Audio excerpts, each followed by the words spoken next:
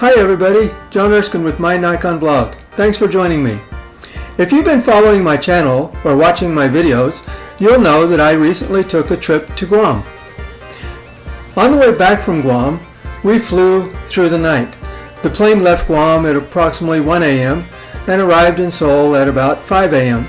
I want to share with you in this video what I saw while flying from Guam to Korea.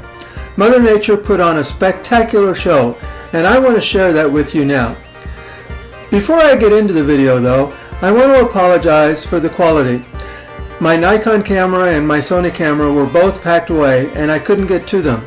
So I recorded this footage on my smartphone. So it may not be as clear or as crisp as some of my other videos, but I still think you'll enjoy it. So without further ado, here's lightning at 35,000 feet. Enjoy.